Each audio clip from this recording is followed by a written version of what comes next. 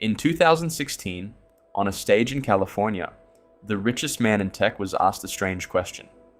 Could this all be a video game? He didn't laugh. He said the odds that we're living in base reality, the real original world, were 1 in billions. The clip went everywhere. Most people filed it under billionaires say weird things. The idea wasn't his. It came from a quiet academic paper published in 2003 by an Oxford philosopher named Nick Bostrom. And the paper doesn't say what you think it says. It doesn't claim you're living in a simulation. It claims something stranger and much harder to escape. It says the human story has only 3 possible endings, and by the end of this video, you'll have to pick one. First, let's kill the myth. Bostrom's argument is not, whoa, maybe reality is fake. It starts from something much closer to home. It starts with last night. You've had this dream. You were somewhere, walking, talking to someone, maybe running from something. And while it was happening, it was completely real. You felt fear. You felt the ground. You never once stopped and said, this is fake. Then you woke up. Think about what that means. Your own brain, with no effort in your sleep, built an entire world. People, places, conversations, and you couldn't tell. You were inside a made-up world, and it fooled you completely. So a world doesn't have to be real to feel real. You've proven that yourself, hundreds of times, and there's a reason it works. Your brain has never actually seen the world. It sits inside your skull, in total darkness. All it ever gets are electrical signals coming in through the wiring of your eyes and ears. And from those signals, it builds the picture you're looking at right now. That picture is your reality. It's the only one you've ever had. Which means fooling you doesn't take magic. It just takes the right signals. Bostrom's question is simply this.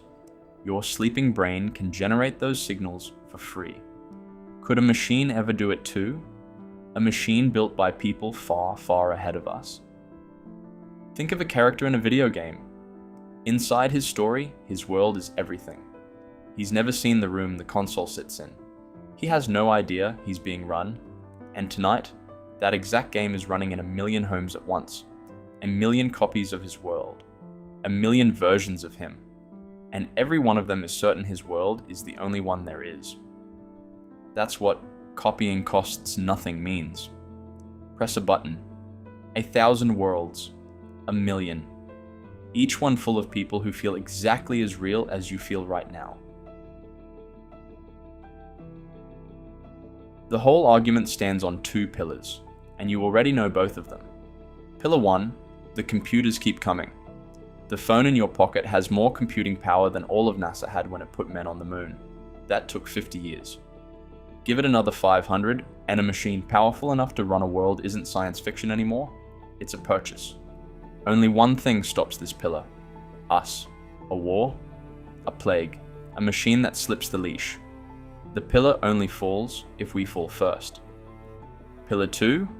We love running worlds. Look at any video game console. Entire wars, cities, galaxies, built just for fun. And when we're not playing, we simulate to see the future. The weather forecast? That's a simulated Earth run forward a few days.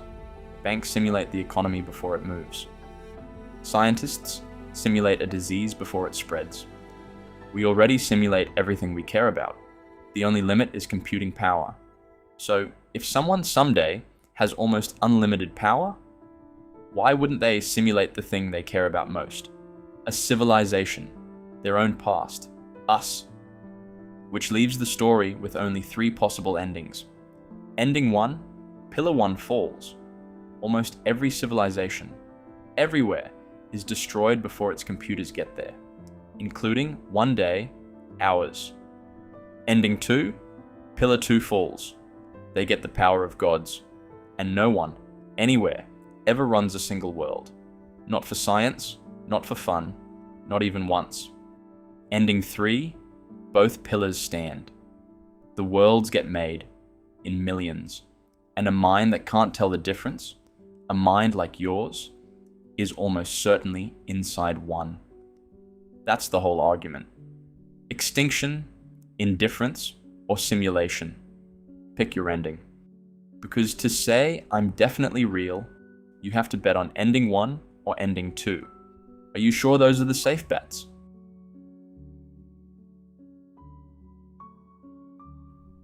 Okay, so let's just check, right?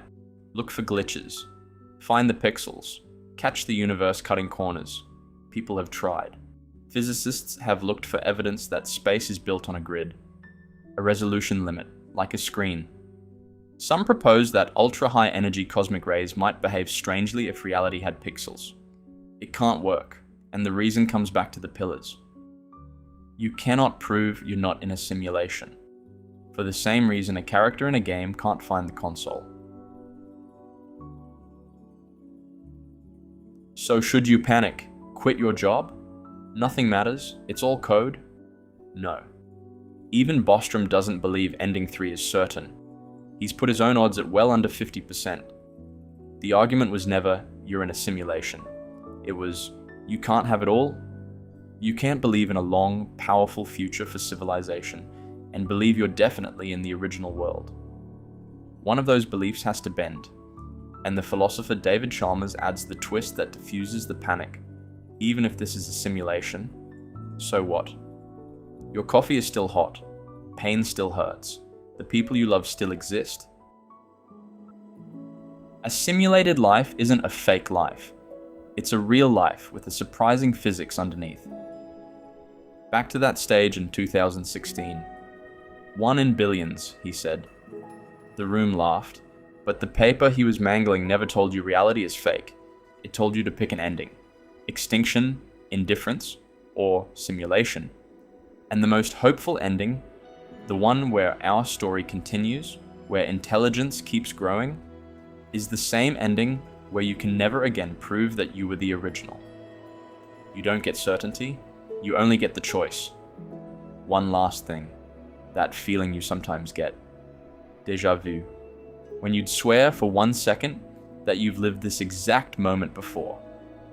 Science says it's nothing. A small misfire of memory.